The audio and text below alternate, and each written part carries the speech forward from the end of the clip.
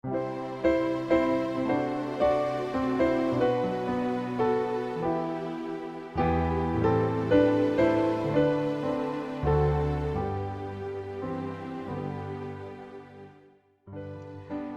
pagi, mari kita mengawali hari ini dengan mendengarkan firman Tuhan dari buku Renungan Pagi Pulang ke Rumah yang ditulis oleh Ellen G. White. Bersama dengan Pendeta Glenn Sakul, Gembala Jemaat Yongkwang, Makassar.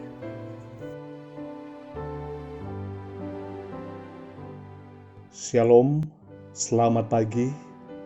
Mari kita berdoa untuk meminta hikmat dari Roh Kudus Tuhan.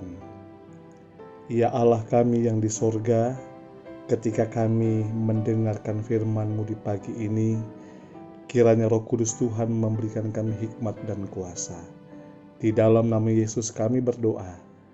Amin.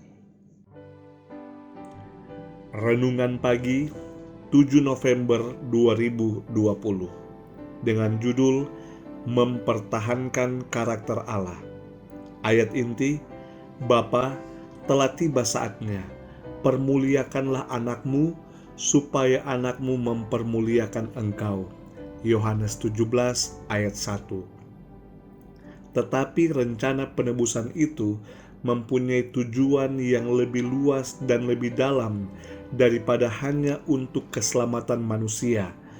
Bukanlah hanya untuk maksud ini saja Kristus telah datang ke dunia ini. Bukan hanya sekedar agar penduduk dunia yang kecil ini dapat menghargai hukum Allah sebagaimana mestinya, tetapi juga untuk mempertahankan tabiat Allah di hadapan alam semesta.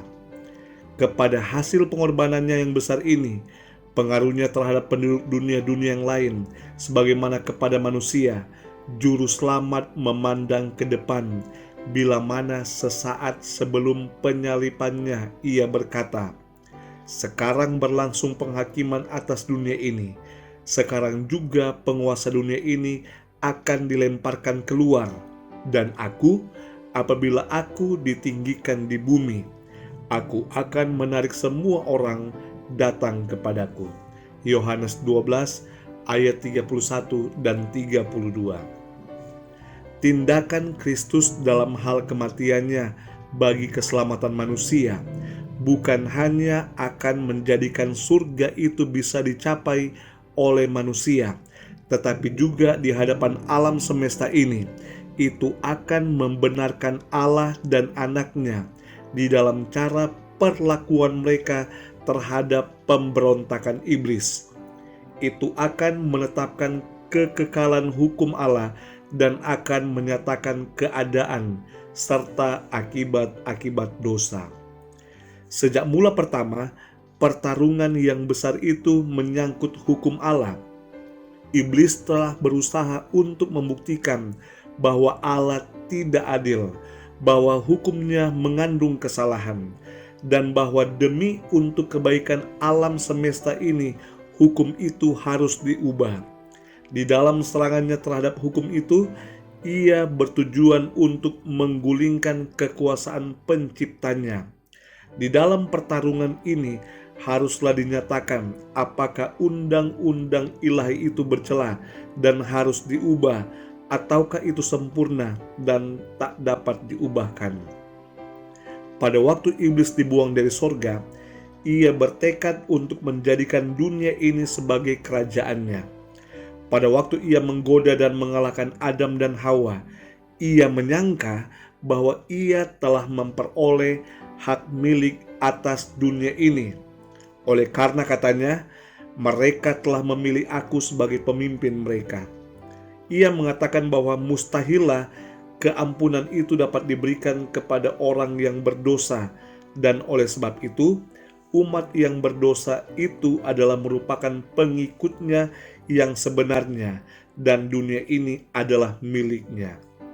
Tetapi Tuhan Allah telah memberikan anaknya yang dikasihi itu seorang yang setara dengan dirinya untuk menanggung upah pelanggaran, dan demikian Ia menyediakan satu jalan oleh mana mereka dapat dipulihkan kepada keadaan yang diperkenankan Allah dan dibawa kembali ke rumah mereka di Eden. Kristus berusaha untuk menebus manusia dan menyelamatkan dunia dari cengkraman iblis.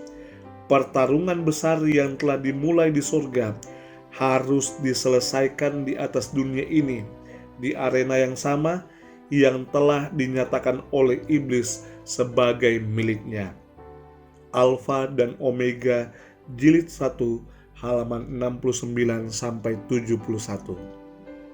Saudaraku yang kekasih, bagi iblis ketika ia berhasil menghasut dan mengalahkan Adam dan Hawa, ia telah menang terhadap mereka. Tetapi rencana penebusan Allah yang merupakan karakter Allah yang adalah kasih, di mana Kristus datang diutus ke dunia ini untuk menebus orang berdosa dan memenangkan orang berdosa, menyelamatkan orang berdosa, adalah gambaran dari karakter Allah yang adalah kasih. Mari kita berdoa. Ya Tuhan Allah kami yang di sorga, terima kasih Tuhan untuk pengorbanan Tuhan yang penuh kasih. Melalui pengorbanan Kristus yang mati di kayu salib, menggantikan tempat kami, mengampuni pelanggaran dan dosa kami. Terima kasih untuk berkat keselamatan. Kami menyerahkan hidup kami hari ini ke dalam tangan Tuhan.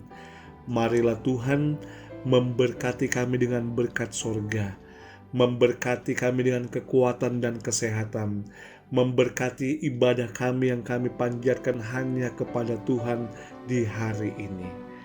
Kami serahkan hidup kami ke dalam tangan Tuhan. Di dalam nama Yesus kami telah berdoa. Amin.